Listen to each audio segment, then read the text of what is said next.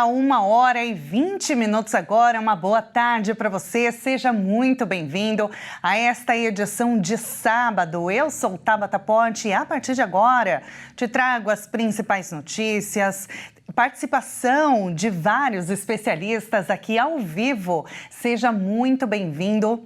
E a gente começa com uma ótima notícia, porque neste momento está sendo realizada uma formatura de mais uma turma do curso de Cuidador de Idosos. O Felipe Takahashi está no local, na região central de São Paulo, e traz mais detalhes sobre essa ação da graça.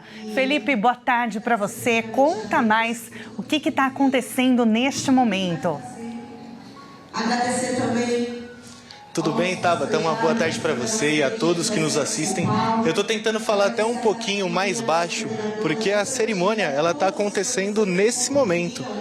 Então eu estou tentando fazer de tudo para não atrapalhar aqui, mas como você bem falou, eu estou na Avenida São João, no número 1035, onde aqui está acontecendo a formatura do curso dos Cuidadores de Idosos. Um curso oferecido de forma completamente gratuita pela Graça em Ação. Um projeto da Igreja Internacional da Graça de Deus, onde a gente já sabe que já tem esse costume de oferecer cursos de forma completamente gratuita. E hoje chegou a vez da formatura dos Cuidadores de Idosos. Aqui, pelo que a gente conseguiu já ver um pouquinho, o pessoal está um pouco mais sério agora, porque está no momento de lembrar um pouco de como foi. Eles estão falando de como foi o processo, mas quando a gente chegou aqui, todo mundo sorrindo, todo mundo muito feliz. E não tem por que não estar, né? Porque finalmente acabou a questão do aprendizado e está na hora de botar em prática, estando no mercado de trabalho. E para falar um pouquinho melhor disso, para você entender como esse curso realmente funciona, eu estou aqui com a dona Doraci. Tudo bem, dona Doraci? Uma boa tarde para você, seja muito bem-vinda ao nosso jornal. A gente conversou um pouquinho antes, você me falou que além do curso, de você já ter feito um pouquinho, você já conseguiu entrar no mercado do trabalho, né? Fala um pouquinho pra gente. Sim, foi de uma indicação de uma amiga, né? Que eu falei pra ela, olha, eu preciso trabalhar num período que não ocupe muito meu tempo. Mas eu também já tinha falado com Deus o que eu queria, né? Ela tinha me pedido até numa outra vez para trabalhar num período de final de semana. Eu falei, pra mim é difícil porque eu trabalho na igreja também como voluntária. Então eu só posso no final da tarde, que eu tô mais tranquila. Aí, graças a Deus, foi do jeito que eu determinei, né? 4 horas por dia, trabalhando com idoso, que é uma coisa que eu gosto realmente, que é carinho, que é atenção, né, que eles precisam no dia a dia, e a gente está se preparamos nesse curso justamente para isso, porque quando você faz porque você sabe é uma coisa, mas quando você faz com técnica, né, que nem eles dão muita técnica aqui, principalmente coisas que eu não sabia sobre insulina, né, essas coisas que eu achei meio estranho, primeiros socorros, que é muito importante. Nossa, como foi importante o primeiro socorro, porque eu também não entendia nada, eu só via na televisão, na internet, na prática, não. E a gente fez esse trabalho, assim, entendeu? Junto com o curso. Então, muita coisa que a gente está totalmente leiga, aqui a gente aprendeu, pelo menos eu. E você me falou até de uma experiência que você teve com uma paciente com Alzheimer, que por conta da parte didática aqui, você já conseguiu identificar um problema? Exatamente. O que acontece? Quando eu cheguei lá, eu vi que ela tinha Alzheimer, porque a família informou. Mas para mim era uma pessoa normal, entre aspas, né? Sabia que era idosa, mas não sabia qual grau. Aí, como eu vi na apostila, eu já tinha aprendido no curso, eu fui para a apostila, e lá na apostila explica Alzheimer 1, 2, 3, 4, 5. Aí eu fiquei olhando, ela tem 1, né? O nível de Alzheimer 1, partindo para o número 2. Por quê? Porque ela já tem 92 anos, vai fazer 93. Mas é bem tranquilo, a gente vai aprendendo e espero, né, aprender mais ainda. Então, além do que você já praticava geralmente, no curso você conseguiu identificar umas novas técnicas e corrigir talvez alguns antigos erros? Na prática você corrige muita coisa, né? No curso você aprende e quando você vai para a prática, aí você vai observando quanta coisa você precisa, né, alinhar com o que você aprendeu no curso. Isso é super importante. Não pode. Eu acho que todos deveriam fazer o curso, porque isso daí abre bem a mente da gente e deixa a gente mais sensível ao próximo, né? Que a gente está cuidando. Dona Doraci, eu te agradeço muito pela entrevista. Fiquei muito feliz de ouvir seu relato. E espero que daqui para frente ainda tenha muitos atendimentos e que a carreira só dispare. Muito obrigado. Bom, Tabata, é isso aí. A gente enche até o coração de alegria. Eu até liberei agora a dona Doraci, porque eu estava atrapalhando ela aqui no momento, né? E, o sentimento é de felicidade total. A gente vê essas pessoas fazendo o curso, realmente conseguindo integrar no mercado de trabalho. E não tem coisa melhor, né? E com esse bom astral que eu devolvo para você aí no estúdio, tá, Tabata? Um bom final de semana. Muito obrigada, Felipe Takahashi, direto da formatura do curso de idosos da Ação da Graça. Muito bacana. Aliás, Ação da Graça não, Graça em Ação, fazendo aqui a correção, mais uma formatura de mais uma turma que acontece, né, ao redor, em todo o Brasil. Muito bacana, mais uma ação. Felipe, muito obrigada, um ótimo final de semana, bom trabalho para você. Vamos mudar de assunto para falar de Copa do Mundo, porque está acontecendo ontem, já a gente vai falar sobre isso, foi mais um dia de fortes emoções e amanhã não vai ser diferente, né? Jogo do Brasil. E olha só, a gente queria começar agora falando sobre a Copa do Mundo, só que trazendo uma informação extremamente importante que é com relação à nossa saúde. O que tem a ver? Bom, a emoção dos jogos da seleção brasileira na Copa faz aumentar os casos de infarto. Você sabia disso? Um estudo da Universidade de São Paulo analisou a incidência de ataques cardíacos durante um período de 12 anos. Os pesquisadores observaram o crescimento do problema nos dias em que a seleção brasileira entra em campo. Segundo o levantamento, o número de infartos aumenta em até 16% no país durante as partidas do Brasil. Ao viver uma forte emoção, o corpo libera hormônios que aceleram a frequência cardíaca. Aumentam também a pressão arterial, levam à sensação de que o coração está na boca. Em pessoas que já vivem com problemas cardiovasculares que tornam a saúde do coração mais frágil, essa reação pode ser grave. Gente, no país do futebol, esses episódios acontecem quando a seleção brasileira disputa a Copa do Mundo. Para chegar a essa conclusão, foram analisados os registros no período de maio a agosto de 1998 a 2010. O estudo comparou a incidência durante os jogos em um período de normalidade entre pessoas com mais de 35 anos. E a estreia da seleção na Copa do Mundo, né, aumenta, como eu falei agora há pouco, aumenta a ansiedade, a adrenalina de muita gente e com ela a atenção precisa ser redobrada com a saúde dos torcedores durante os jogos.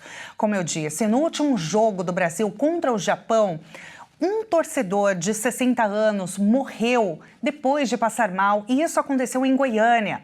O homem estava numa padaria, teve um mal-estar após o gol da seleção japonesa no primeiro tempo. Ele caiu da cadeira, bateu com a cabeça no chão. E uma pessoa que estava no local chegou a acionar o serviço de atendimento móvel de urgência, o SAMU, e descreveu que o homem estava roxo, sem respirar. E, infelizmente, mesmo com a orientação da médica socorrista para que fosse feita uma massagem cardíaca na vítima, enquanto a equipe do SAMU se deslocava, o homem não sobreviveu. E aí o sonho do hexacampeonato faz com que a torcida se anime e é comum que essa ansiedade com o futuro da seleção brasileira na competição acabe passando do ponto, né? Vamos conversar um pouquinho agora a respeito sobre os cuidados que nós devemos ter com os batimentos cardíacos, com essa ansiedade, essa adrenalina toda que mexe com o nosso corpo, com o nosso coração. Tem também que ter cuidado com quem já tem predisposição a doenças cardiovasculares. Eu quero chamar agora ao vivo o médico emergencista Yuri Castro Santos, que está conectado conosco, para falar então sobre como proteger a saúde do nosso coração, evitar que esse momento, que é para ser de alegria, se transforme em tensão, em preocupação. E ninguém quer que esse momento acabe, né? Esse momento de alegria.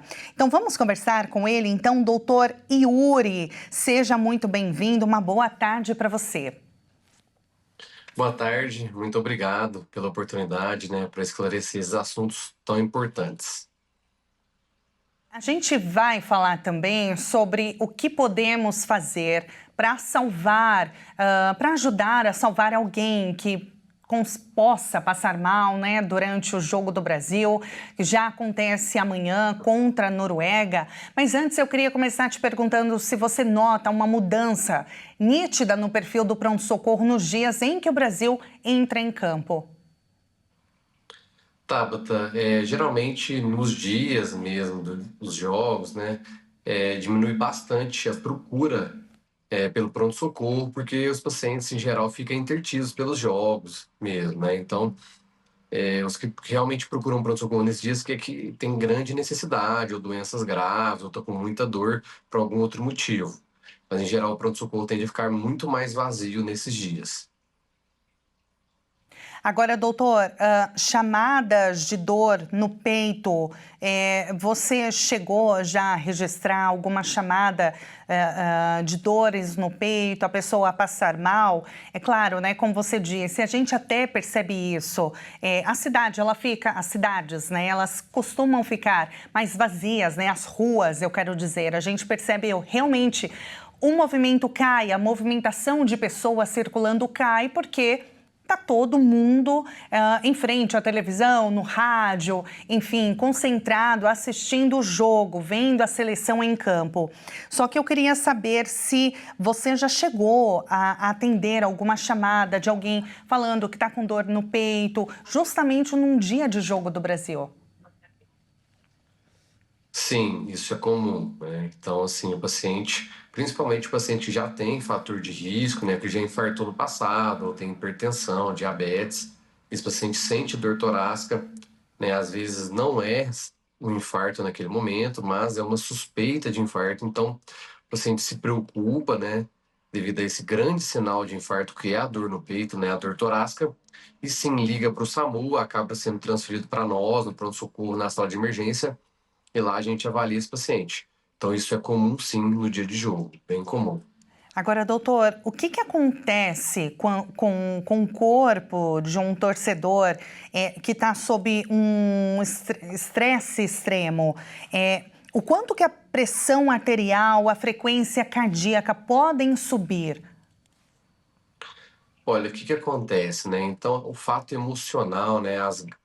Os grandes acontecimentos que geram, assim, alteração emocional importante, uma notícia triste de um óbito de algum familiar, né? O paciente que acredita muito no time, tem muita esperança e sofre, torce bastante, isso também gera uma descarga emocional muito grande. E a descarga emocional gera toda uma cascata de catecolamina, uma cascata do sistema simpático. Isso gera hormônios, né, que o principal é a adrenalina, noradrenalina, e esses hormônios aí acabam subindo a frequência cardíaca, né, aumenta bastante a frequência cardíaca, também sobe a pressão arterial. E um paciente que já tem comorbidades, né, um paciente às vezes que ele já está com aquela artéria do coração, né, entre aspas, aquela veinha do coração já entupindo, isso pode ser o limiar para causar o infarto justamente naquele momento. É o chamado infarto agudo, doutor? Seria Isso, isso? né, isso, o nome da doença é infarto agudo do miocárdio. Agora, sobre o que pode aumentar esse risco de infarto, eu queria falar desse combo de Copa. A gente sabe que brasileiro, quando tem futebol, reúne amigos, a família, já tem a tradição do famoso churrasco, né, doutor? A maioria gosta, quem é de carne, não pode faltar. Só que aí, muitas vezes, muitos podem exagerar, né? Fazer um churrasco mais gordo, um excesso de sal, muita gordura. E aí junta, muitas vezes, privação de sono e outras questões também, talvez sedentarismo. Eu queria que você trouxesse uma relação, se isso pode potencializar o risco de um torcedor parar na emergência. Sim, com certeza, né? Tá, mas o que acontece? Geralmente, o paciente, às vezes ele quer achar um motivo único, né? Ele pergunta para nós, assim, mas será que foi uma notícia? Será que foi uma briga familiar? Será que foi pela emoção do jogo? O Brasil fez um gol, ele vibrou demais. Não necessariamente é isso, né? Então, assim, esse paciente ele já veio trazendo há muitos anos várias comorbidades que aumentam o risco dele de infartar, né? Pressão alta, tabagismo, diabetes, então colesterol. Então, ele já veio carregando todas essas comorbidades, né? Então, chega no momento do jogo ainda, né? Às vezes desidrata um pouco, a bebida alcoólica gera desidratação, ainda come um churrasco, né? Com excesso de sal, né? Esse sal também faz subir a pressão ali naquele momento. E mais o estresse emocional, né? Fazendo subir a pressão mais ainda, né? Subir a frequência cardíaca. Então, todo esse somatório de sinais e sintomas, de comorbidades, de acontecimentos que gera, sim, esse infarto no paciente justamente naquele momento, né? O que acontece não é um fato isolado, só a descarga emocional, sabe? Então, assim, é todo um somatório. Doutor, agora, se nós estivermos, no caso, nós não formos a vítima, mas alguém que está perto da gente, como que nós podemos identificar os sinais? Tem algum sinal aparente, já inicial, que a gente possa identificar que aquela pessoa ela está tendo um pré-infarto, digamos assim, para que a gente possa já ligar para o SAMU ou levar a pessoa para um pronto-socorro? Então, assim, o grande sintoma que acende aquele sinal de alerta realmente é a dor torácica, né? Então, o paciente com dor, não necessariamente apenas no peito, né? Do lado esquerdo, ali geralmente onde está localizado o coração, mas um paciente com uma dor do queixo até o umbigo, né? Em qualquer lugar, às vezes é uma dor no estômago, né? Que a gente chama dor epigástrica, às vezes assim, no começo da barriga, ou uma dor às vezes nas costas, ou uma dor um pouco no queixo, no pescoço, no ombro, no braço, uma dor que iniciou aguda, não é uma dor que o paciente já tem há muito tempo, né? Uma paciente que iniciou, uma dor que realmente iniciou naquele momento, gera esse sinal de alerta. Esse paciente, sim, deve procurar o pronto atendimento imediatamente. Muitas vezes eles perguntam para nós se esse paciente precisa aguardar o SAMU, às vezes o SAMU está ocupado com outros pacientes mais graves, e a ambulância vai demorar muito para chegar. Então, se esse paciente estiver acordado, ele não sofreu nenhuma queda, nenhum trauma, ele está acordado apenas com dor, dá sim para a gente poder transportar esse paciente por meios próprios, né? Colocar no carro, né? Outro familiar vai dirigindo, alguém vai atrás com ele conversando, dá sim para levar esse paciente por meios próprios, não necessariamente precisa guardar a ambulância, nesse caso. Além disso, outros sintomas que não é dor no peito, porém também leva uma suspeita, a gente chama de equivalente anginoso. Não é uma dor torácica, porém leva suspeita, que é sudorese, o paciente começa a suar bastante, né? Um mal-estar, às vezes fica meio com náusea e vômito, sabe? E você vê que ele tá suando frio, né? O pessoal fala popularmente. Então isso também pode ser um equivalente anginoso, pode ser um sinal indireto de infarto. Doutor, perfeito. A última pergunta é com relação ao tempo. Se tem algum tempo tolerável para que isso não chegue a ter, a pessoa não chegue a ter uma sequela grave ou chegar a ir ao óbito. Eu mencionei, antes de chamar você ao vivo, sobre o caso de um homem de 60 anos em Goiânia, que ele estava na padaria assistindo o jogo do Brasil, o último contra o Japão. E aí, naquela forte emoção, na hora do gol do Japão, ele passou mal. Uma das pessoas que ligou para o SAMU disse que ele estava vermelho, sem conseguir respirar, né? Infelizmente, mesmo com toda a orientação da médica socorrista que atendeu e foi falando, massagem cardíaca, foi dando toda a orientação. Infelizmente, não foi possível ainda assim mantê-lo vivo, né? Ele, infelizmente, não sobreviveu. Tem algum tempo, quando a pessoa começa a passar mal, tem um tempo para que a pessoa não chegue a óbito? Não, Tabata, depende muito do caso. Quanto mais rápido, melhor né? Porque o infarto nada mais é que a obstrução, né? A oclusão de uma veinha, né? Do coração. Então, a partir do momento que essa veia entope, na verdade é uma artéria, né? Mas a gente fala veia mais para esclarecimento da população.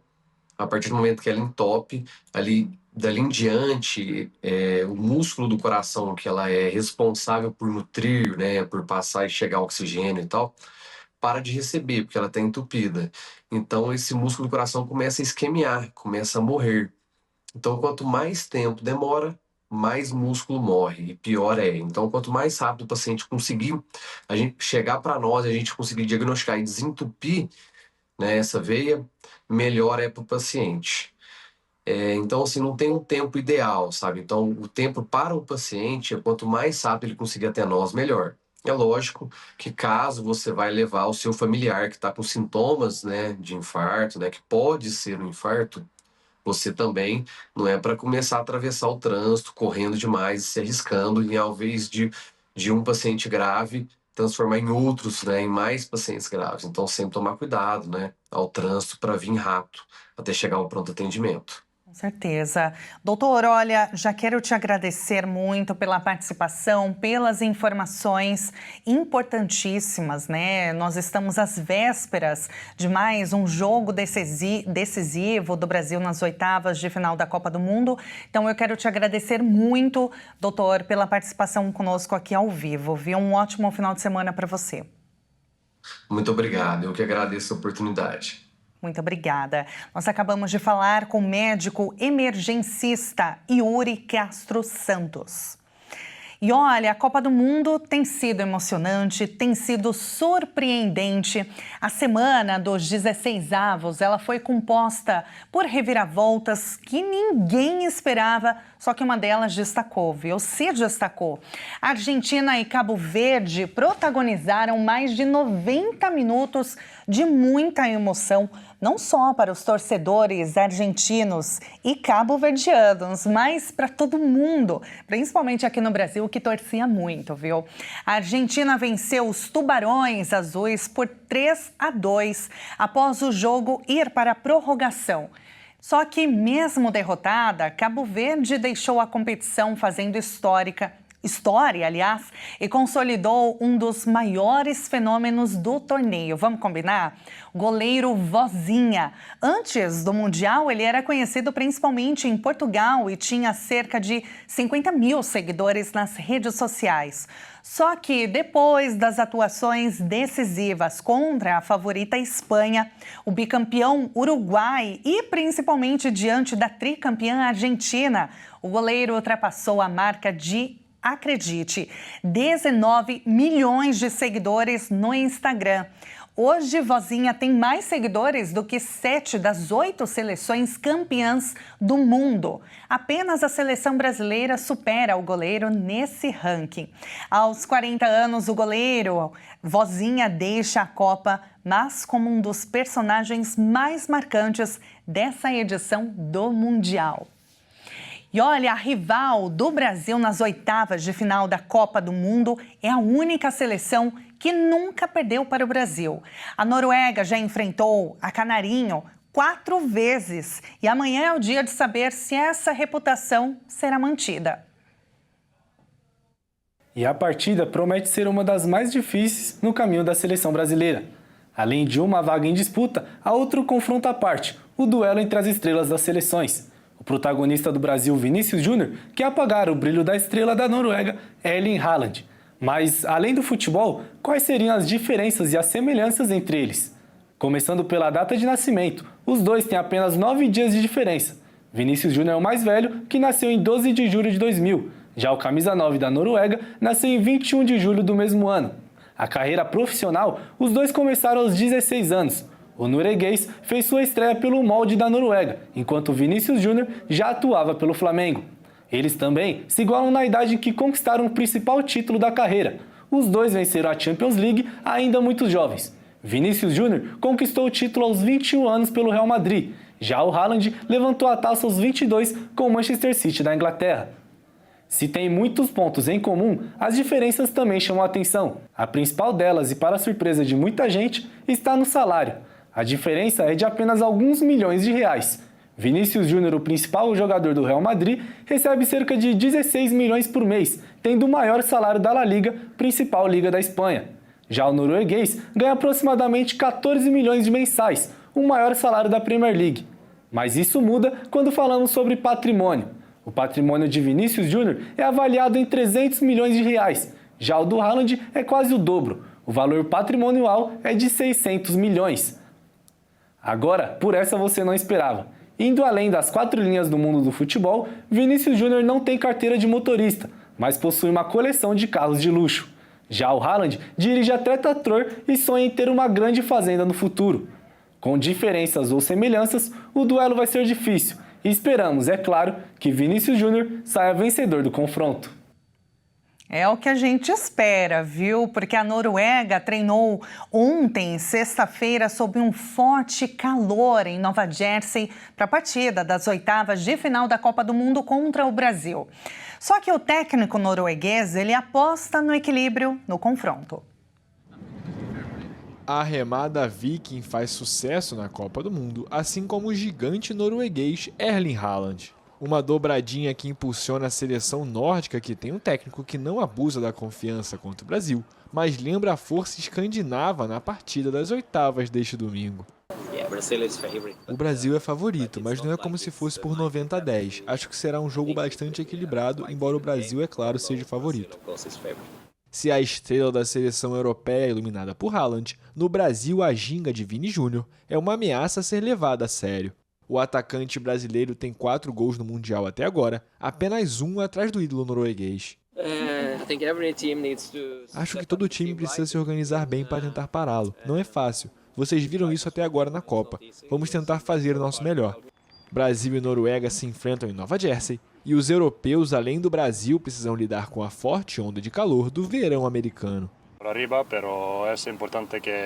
É importante que também foquemos em nós mesmos. Sabemos que podemos criar problemas para o Brasil ou para qualquer outra equipe. Portanto, estamos prontos para o que vem pela frente e esperamos conseguir defender bem e também aproveitar nossa força no ataque. A Noruega participou de 4 Copas do Mundo. A melhor colocação da equipe europeia foi justamente as oitavas de final, alcançada anteriormente em 1998, quando venceu o Brasil por 2-1. A seleção é famosa inclusive por ser a única do mundo que já enfrentou o Brasil, mais de uma vez sem jamais perder. Agora a gente quer saber como que está a rotina de treinos aqui da nossa seleção brasileira. Ontem, nas vésperas do confronto decisivo, o atacante Endrick falou com a imprensa. Ele destacou a sua versatilidade como uma possível arma para o Brasil enfrentar a Noruega, caso o técnico Carlo Ancelotti o coloque em campo no jogo das oitavas de final. A torcida não parou de clamar por Endrick nos jogos da seleção e o técnico Carlo Ancelotti demorou, mas atendeu o pedido. O jovem substituiu Lucas Paquetá na virada contra o Japão e pode se tornar uma opção para o duelo de domingo em Nova Jersey contra a Noruega. Para o atacante, sua polivalência seria uma arma na dividida pela escalação. Cara, eu tô aqui no Lyon, eu pude ajudar muito a equipe jogando de 9 também, pude jogar de aberta na direita. Pude fazer um falso 9 ali também no Lyon. A presença no time titular implicaria uma mudança no esquema tático da seleção, que contou com 3 meio-campistas até agora, mas Ancelotti disse que poderia mudar o desenho do time se precisar de força na área adversária. Para Endrick, os desígnios do treinador italiano são mágicos. Ele não tem medo, ele faz o que ele pensa e as coisas acontecem. Parece que Deus olha para ele também, ele fala, ele é iluminado, porque é tudo que o Carlo faz acontece, sabe? Então, acho que todos os jogadores aqui estão seguindo o plano do Mister, então... Sobre o jogo contra a Noruega, que nunca perdeu para o Brasil, 2 vitórias e 2 empates, o atacante de 19 anos ressaltou que não há margem para erros. E mesmo se acontecer isso de sair atrás, fazer o que a gente fez no último jogo, manter a calma, manter a tranquilidade e buscar sempre a vitória, porque a gente sabe que agora é mata-mata, então... A gente tem que matar e é matar ou matar. Já rumo ao Hexa não existe titular absoluto, remada Viking ou Erling Haaland. O que importa mesmo é vencer. E o legal da Copa do Mundo é que todo mundo se reúne com a família, com amigos. E tem um ponto muito bacana, porque dá para reunir as crianças e contar algumas curiosidades da maior competição mundial. Vamos acompanhar então na reportagem de Nayara Rodrigues. A Copa do Mundo existe desde 1930 e em quase um século de história o que não falta é curiosidade. Esse espetáculo vai muito além dos gramados, dos gols e da disputa pela taça. O maior torneio de futebol do planeta é movido por bastidores fascinantes e recordes que surpreendem a todos. Você sabia, por exemplo, que a Copa já teve um mascote que era uma fruta? Em 1982, na Espanha, o personagem oficial foi o Naranjito, uma laranja simpática vestida com o uniforme da seleção da casa, celebrando uma das riquezas do país.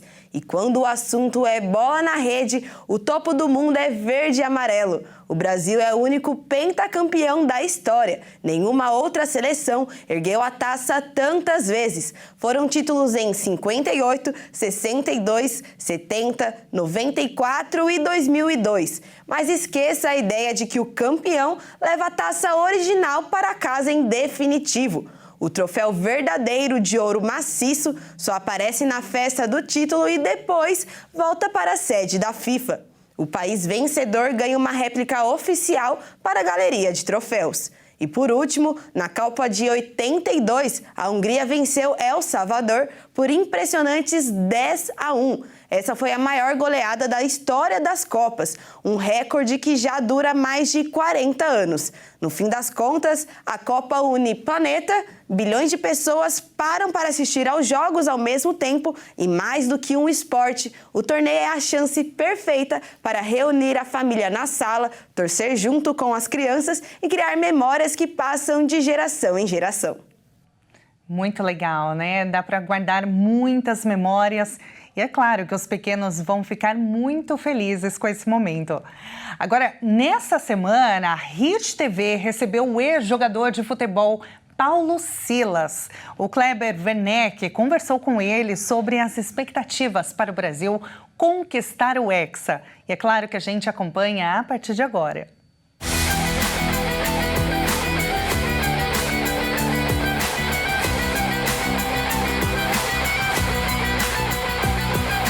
Aqui ao lado, né, do ex-jogador muito famoso, camisa 10 da seleção, Silas, também jogador de São Paulo e atleta de Cristo. Ele veio participar aqui da gravação e vai falar um pouquinho com a gente também. Quero agradecer primeiro a gentileza e perguntar para você o que você acha dessa seleção atual, você que é um profundo conhecedor do assunto. Um abraço, né? Prazer estar com vocês também. Eu vejo assim como todo brasileiro. Começou desacreditada por conta até da preparação, mas hoje, depois de 4 jogos, né, 1 empate e 3 vitórias, o Brasil já, creio que se coloca numa situação de poder ganhar o título também. Não é ainda a favorita, eu acho que a França está na frente, mas já tem uma chancinha de ganhar esse título também. Agora, você, conversando aqui antes da entrevista, você falou que antes da Copa começar, a confiança da torcida em relação à seleção não era grande e realmente uma pesquisa feita mostra que mais de 50% não acreditavam no título. Eu queria que você falasse da diferença da relação entre a torcida e a seleção de agora e da sua época. É bom a gente, assim, confiar em quem está dirigindo. Hoje a gente tem o Carlo Ancelotti, joguei com ele no Milan, né? E é um cara muitíssimo preparado, então melhorou muito. O conceito, né, do brasileiro com relação à seleção brasileira e vamos continuar torcendo e esperar que consiga chegar lá. Na sua época, o torcedor gostava mais da seleção do que gosta agora? Não, era um momento diferente. A gente tinha muito mais craques na seleção, Ronaldinho Gaúcho, Ronaldo Fenômeno, Careca, e se falar lá atrás, Pelé, Rivelino, Gerson, Jairzinho, eram todos fenômenos, né? Então a gente confiava muito na individualidade. Hoje, já o futebol brasileiro mudou e a gente confia agora mais no coletivo. Tanto é que o melhor jogador brasileiro dos últimos 15, 20 anos, Neymar, nesse jogo contra a seleção japonesa, ele nem entrou. Então, assim, hoje o Neymar mais um que vai ajudar a seleção e a seleção não é mais Neymar dependente. Eu acho isso legal, interessante. Para finalizar, a gente fala aqui para um público cristão e... Pela minha memória, você é um dos primeiros atletas de Cristo que eu lembro. Além de você, só o João Leite, antes de você, que era o goleiro do Atlético Mineiro. Depois dele, acho que você foi o mais famoso. Eu queria que você falasse para o nosso público qual a importância de ser cristão em um momento de pressão, em um momento tão importante quanto a Copa do Mundo. Então você entra em campo e deixa o seu melhor. O que vai acontecer depois, a gente não sabe. Então eu digo que andar com Deus foi a melhor coisa que aconteceu na minha vida. Desde que eu me conheço por gente, eu ando com Deus, amo a Deus, sigo a Deus e sirvo a Deus. E é claro que a gente espera que o Brasil saia campeão amanhã. Muito obrigada pela sua companhia. Um ótimo final de semana para você.